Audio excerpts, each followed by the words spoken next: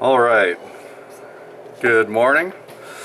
This is Grant Hansen, but today I will be your Vanna White. So I will show everybody the functionality of how to get logged into the mobile application.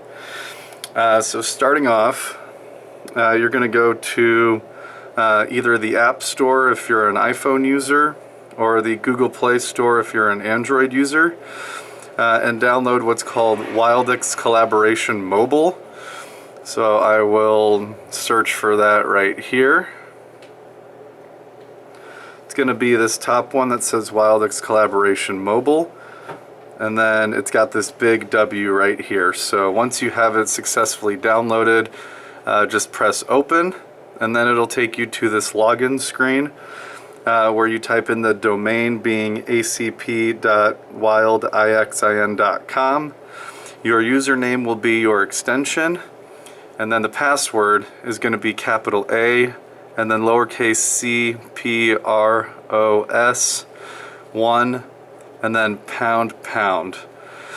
So I will be logging in as extension 212 for this demonstration. So once you have your credentials entered, you can log in. So I will try and do that now. Alright, if users are not able to log in, it says error, cannot connect to PBX. Please try logging off of Wi-Fi, so utilizing the cellular data, and then this should get you logged in. So starting off, it will ask you a bunch of login or basically settings that you can either allow or decline. The first one will most likely be your contacts. If you want to import your contacts, this will take it from your personal contacts. So if you would like to keep business and everything separate, then I would highly suggest not allowing your contacts to sync. If you do, then they will all be right here. A couple other settings would be location and then access to your microphone. Those are all personal, so the location settings aren't really that important, but allowing access to your microphone and maybe some of your files, those are the other options that come up. So I'm actually logged in as Susan Williamson for this demonstration, so I can kind of just go over what calls look like when they come in, and then how to actually make outbound calls from here as well. So starting off, I'd like everybody to maybe press this middle button and look at the top left section where it says SW.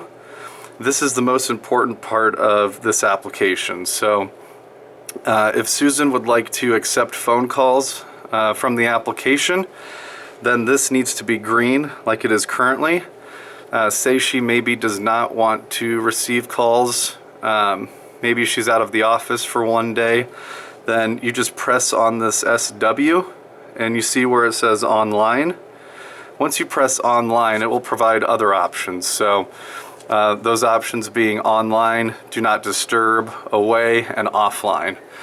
If I select do not disturb, that will show up on Rita, Katie, and Amber's phones as an indication that the therapists are, in do not disturb. So if somebody calls in and maybe asks for a specific therapist, that's an indication on their end that you guys are in do not disturb. So basically they can just tell the customer, they're out of the office, so they would be transferred to your voicemail. The key here is offline. So if I take it offline and press this, no calls will come through to Susan's extension because she's in offline mode. So if I want to actually put it back in online mode, I press online and then this check mark. And now if somebody dials Susan's extension, it will ring this application. So I'd just like to go over the bottom row of buttons right now. This is the call log button. So once we press this, you can either select all, you can view your missed calls, or any voicemails that you have will be stored right here. and they will also be sent to your email. That kind of covers this section, and then this middle piece is also very important. So once you press on this bottom middle button, it'll bring up a couple of options. This 4 boxes, this will show all the users within the office. So you can see, it looks like Terry is logged into the app because his is green, but everybody else is offline at the moment, and Scarlett is in Do Not Disturb. These are called function keys, so that represents the 4 boxes that you see right here when you press this middle button.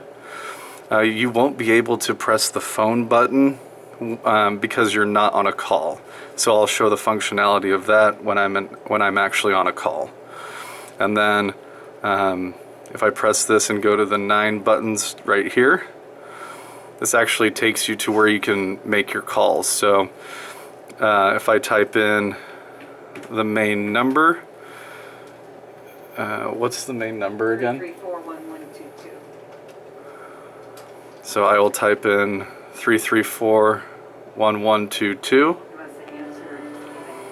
Yep, if you could answer that'd be, or I can answer from here. Okay. City Council. Perfect. So now you can see the visibility of what it looks like when you're actually on a call. These options right here I'll go over real quickly. This is a FaceTime option which will not work for external customers. This is a mute key. If I wanted to put the call on speaker, that's this button right here. If I maybe wanted to put the call on hold, that is this button. And then the indication right here is that the caller is on hold because of the giant pause button. So I can press this pause button to bring the call back. If I needed to transfer, that would be this button right here. And then you can choose to either transfer to a contact, which would be the first section where it imports all of your contacts, a phone number, a device, or a function key. So going back to the function key, if I maybe needed to transfer to somebody within the office, I would press function key. And then say I needed to transfer it to Rita, I would just press Rita's extension. And then it gives me options to either call, transfer, or chat. Once I press transfer, it's actually ringing Rita's phone right next to me, so I'll answer it from there. And now you can see that Rita is actually on a call. So if I wanted to maybe just verify that I did something correctly, it's that red indication that she is on the phone. So that's kind of how that would work. And then this button right here is for chatting purposes. So if you maybe wanted to initiate a chat, you would just click on the person's name and then you can type in whatever you want. So I'll say test chat. And then these other settings are kind of more just personal. So if you wanted to adjust maybe your email or put in your mobile phone number, that's how that would work right there. And then if you maybe wanted to change your ringtone, you can do so as well within these features with internal, external, and then some other settings. But primarily the biggest importance with this application is making sure that if you want to accept calls, you're online. And when you don't want to accept calls, you either put yourself in Do Not Disturb or offline. So in the case that I maybe am offline and I try and dial Susan's extension or transfer a call to her, it will go straight to her voicemail. Same thing if I put her in Do Not Disturb,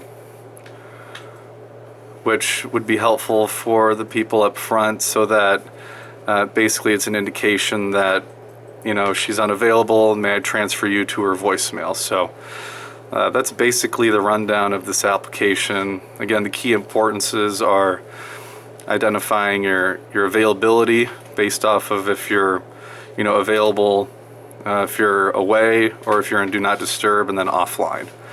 And then dialing out would be this 9 button section, and then just to initiate the call, you would just press this green button.